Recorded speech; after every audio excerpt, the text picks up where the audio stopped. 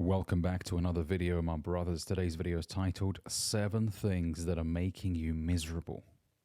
Make sure you watch this entire video. Let's get straight into it, fellas. The first thing is that you're constantly seeking happiness. Look, life is difficult. It's not always going to be rosy. You're going to experience great highs, but you're also going to experience great lows. You're not supposed to stay at a constant state of happiness. Look, happiness is a wonderful emotion. It's a lovely emotion to experience. But it comes, it stays temporarily, and then it goes. And the reason why it goes is because life is difficult. Things are not always going to go your way. Sad shit will occur. You'll lose loved ones. You'll lose your job when you really need the money. I mean, a lot of things will go wrong. So to expect to stay at a state of happiness is naive. It means that you haven't come to terms with the fact that life is fucking brutal. Now, I'm not saying this to make you feel even worse about yourself. No. I'm saying this to help you embrace the reality. The reality is you're not always going to feel great, and that's okay. Good moments are on the way. So if you're feeling shit right now, remember that. Good moments are on the way. Your best day hasn't even arrived yet. There are so many beautiful memories that you're yet to experience, or yet to create, shall I say. Okay? So look, buckle up, put your seatbelt on, and embrace the journey. Embrace the highs and embrace the lows. The second thing is that you keep starting and stopping. And that's why you feel miserable, because you say you're going to do something, but you don't follow through. You know, for example, you might tell your friends, guys, I'm going to start my own Shopify business. I'm going to sell hoodies or whatever. And your friends are like, yeah, you can do it, man. Go get them, Tiger.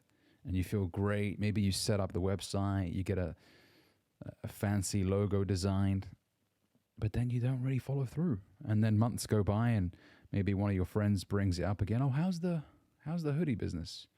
And you're like, well, I haven't really, gone ahead with it. I just don't know. I just feel. And you haven't executed on it properly. And that's the reason why a lot of guys don't have much confidence. They don't have high self-esteem, is because they promise themselves that they will do things that they don't do. It's that microwave mentality. Start, stop, start, stop. They have so many projects that they have started, but none that they have executed. None that they have completed. Whenever you embark on a new journey, remember that many have started before you. And as you walk through the graveyard, you will see so many men who have attempted this specific journey, this specific endeavor. But the majority haven't made it to the other side. And not because they don't have the ability to do so. It's because they take themselves out. They take themselves out of the journey by self-sabotaging, by convincing themselves, oh no, what was I even thinking? This is probably not for me. This is probably, something that requires a lot of capital. What am I even doing this for? Let me just fucking quit. So all these bodies that you see of men that have attempted this specific business, remind yourself, these are men that have taken themselves out of the game. And as long as you do not quit, you cannot lose. I'm going to say that one more time. As long as you do not quit, you cannot lose. Okay, if you're following a set strategy, a proven strategy that has worked for somebody else, it's only a matter of time before it works for you. The third thing that's making you miserable is you don't fulfill the promises that you make to yourself. And this ties to the previous point that I made. Everybody wants to experience a great life.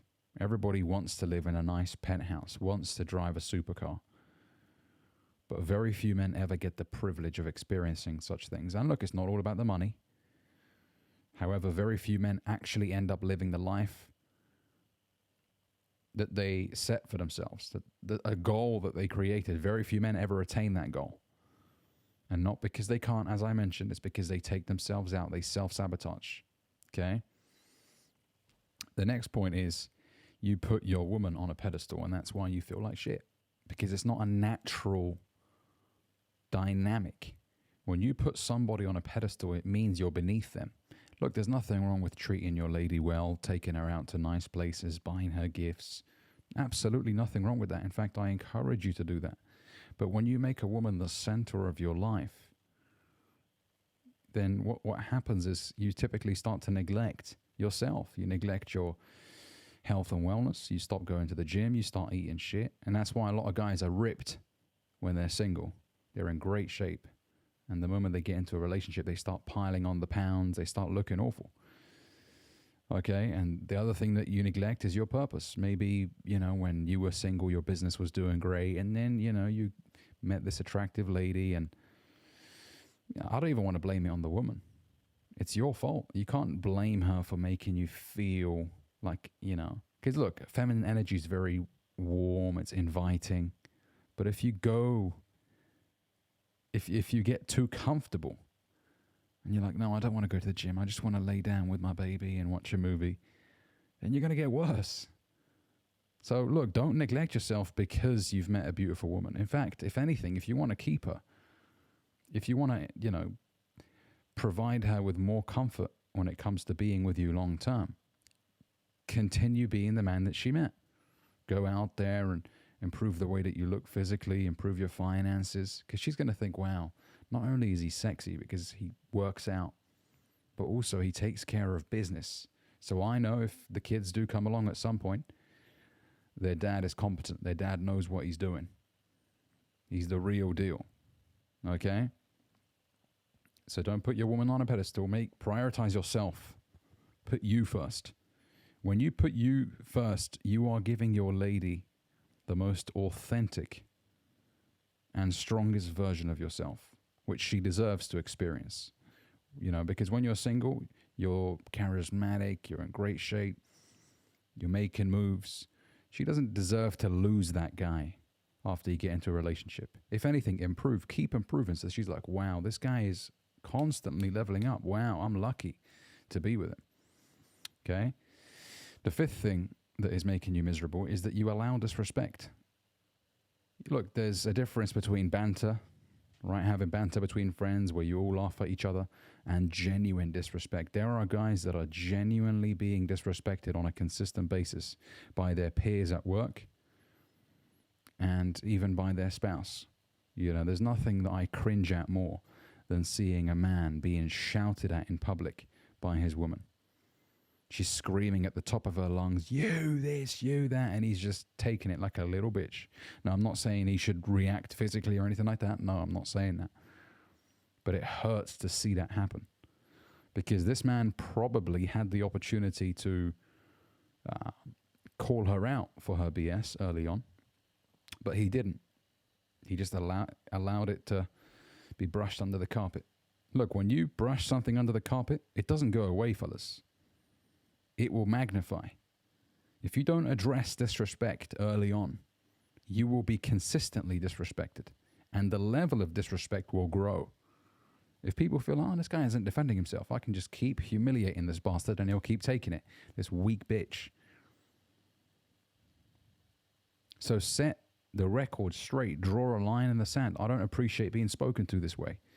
If it's your spouse, be like, honey, the way you spoke to me earlier, absolutely uncalled for.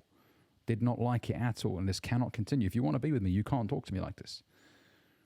Same thing with your peers at work. Some of them will try and poke and prod, especially when they're around others. This is usually how it is in the workplace.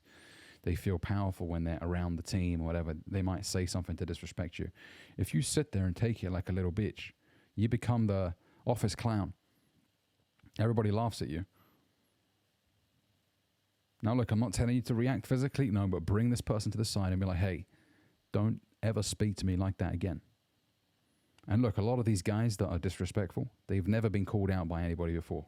They're used to being in this position of authority and power, and they're the ones that are laughing at everybody else. If you call some of these guys out, they're going to start stuttering. They're going to be shocked that you even defended yourself. No, I didn't mean it this way, James. Because they're not used to someone calling them out for their disrespect. So draw a line in the sand, be like, hey, I don't appreciate being spoken to this way. Now, look, like I said, there's a difference between banter. If everybody's laughing at themselves and then you're the only one that can't take a joke, well, then you look like an emotional little bitch boy. But if it's genuine disrespect, they say something that's hurtful to you, well, you got to draw a line in the sand, mate. Okay? The sixth point is you buy shit you don't need. And that's why you feel miserable, because you're stressed. When you buy things that you cannot afford, and typically this happens with a lot of guys in their early 20s, me being one of them, by the way. I bought lots of shit that I didn't need in my early 20s. I would convince myself that I needed them when I didn't, and I could just about afford them. In fact, that's a lie. I couldn't afford them because I would finance most of the shit. Look, if you don't have enough money to buy it 2 or 3 times, and I'm talking about like phones, PlayStations, you know, if you can't afford to buy them cash multiple times over, then you can't afford them. You shouldn't be buying it. And I remember I bought a drone years ago. I didn't fucking need. I bought it for like £2,000. I financed that shit like an idiot. There was no need for me to buy it. And it just stayed there and I barely used it. It was a waste of fucking money. At the time when I received it, it felt great.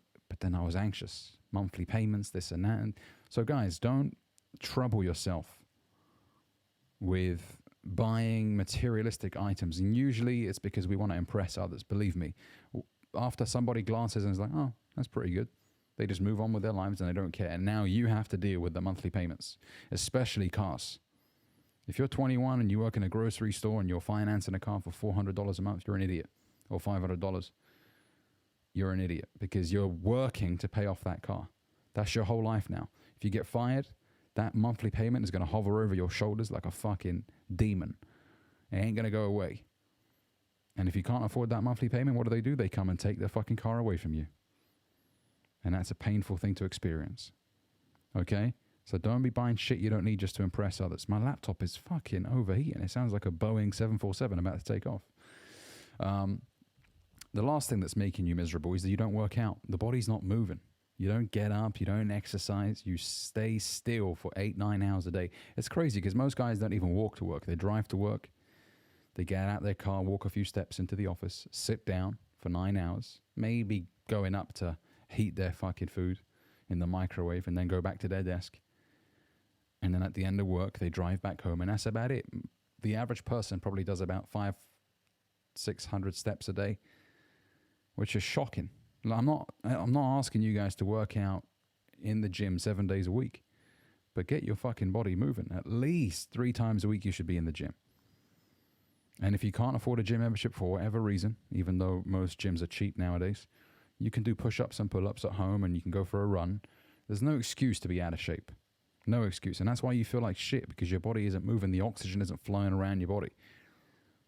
And remember, the way that your body looks impacts the way that you feel. It's all related. When you feel good, you do good. Remember that, gentlemen. With that being said, thank you very much for watching. Make sure you like and subscribe down below, and I'll catch you guys in the next one. Peace.